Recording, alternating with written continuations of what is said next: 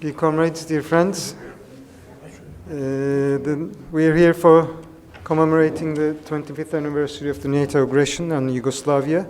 It was a turning point not only for the Balkans or for Europe, but for the whole world. It constituted an important point in the disintegration process of the former Socialist Republic of Yugoslavia. It was the first time that NATO had used military force without the approval of the UN Security Council. The NATO campaign was an illegal war of aggression against a sovereign country, and it was in violation of international law because it did not have UN Security Council support. After the collapse of the Soviet Union and other socialist republics in Eastern Europe, the main strategy of imperialism was to expand its area of influence into these former socialist countries. An important aspect of this expansion was to disintegrate these countries wherever it could be done. Yugoslavia constituted a laboratory for this policy. This policy reached its apex when Belgrade was bombed exactly 25 years ago. NATO, as the main military apparatus of imperialism, carried out this aggression. It was in this period of history that imperialism believed it could shape the whole world according to its desires. However, these past 25 years have shown that important factors and dynamics prevented imperialism from exerting full influence on the global scene. It did not take long for imperialism to enter a period of stagnation and the crisis of hegemony. Starting from the first decade of the new century, the USA and its main allies have been going through this crisis, which has had its consequences. The most important factor fueling the conflict on this ground, in the absence of a strong alternative of socialism, is the desire of US and EU imperialism and NATO, which have been primarily responsible for dragging countries into civil war, disintegration, occupation, plundering of all underground and surface resources, the wealth belonging to all humanity, and the plundering of their cities, to expand towards the east.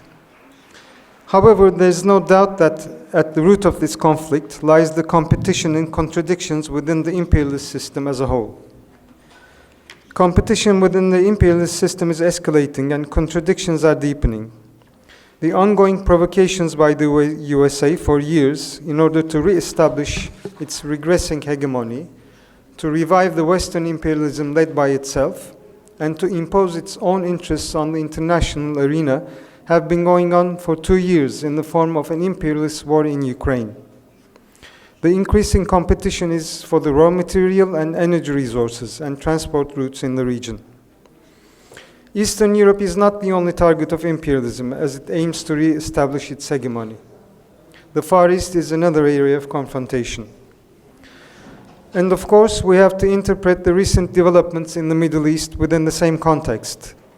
The USA is not only trying to strengthen its presence in the region, but it also makes use of the issue of Palestine according to its benefits. Israel's recent aggression and its genocidal policies against the Palestinian people are directly supported by imperialism. The imperialist governments are not simply accomplices of Israel in the war crimes. Along with Israel, they are among the main culprits. On the other side of things, the Israeli aggression in Palestine caused a mass upheaval among the public in many countries in the world. Millions of people took to the streets to protest the developments. Youth, academics, artists, intellectuals took a firm stance against the genocidal policies of Israel. Many journalists opposing the mainstream media put all their effort into explaining the truth to the people. Some UN officials, honest bureaucrats, did the same thing. All of these point to a kind of awakening, maybe not exactly a political awakening yet, but to a humanitarian awakening. And this is very important in order to advance the global peace movement from defending an abstract notion of peace towards defending real, achievable, and viable peace. Imperialism crisis of hegemony has caused many countries to seek diversity in their international relations. Rather than having unidimensional relations with major imperialist powers, they get involved in more diverse political and economic relations. This does not exactly mean new alignments. For example, among the new members of BRICS from the Middle East, namely Saudi Arabia, United Arab Emirates, and Egypt, have strong ties with the Western world, and it would not be realistic to expect that they align with the West. It is impossible for these new members to leave behind their economic and political cooperation and their alliances with the Western countries. Because of its crisis, the imperialist system has lost its ability to impose clear black or white preferences. There are many more gray areas, and many countries in the world are now maneuvering in these gray areas. The current correlation of forces in the world is a result of lacking of a strong socialist alternative. Under the current circumstances, movement of private capital is the main determinant. This is a slippery slope for the peoples of the world, where it is becoming more and more difficult to achieve peace. In this process, class contradictions and struggles are deepening. For the peace-loving forces, it is crucial to analyze the developments from the right perspective. As we have witnessed with the war in Ukraine, a common mistake is to assess the situation from a geostrategic point of view. Some circles from the peace movement prefer to sympathize with a certain side, forgetting that their moves were totally in line with the interests of the capitalists in these countries. This approach is a risky and dangerous choice if peace-loving forces are to take solid positions. We have very important tasks such as pushing back US imperialism and repelling the danger of fascism and war. It is obvious that these tasks cannot be neglected. We are happy to see that Western imperialism is facing setbacks throughout the world.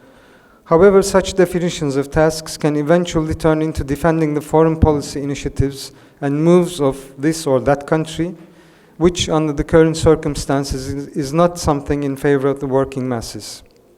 We have to be very careful in our analyses and positions.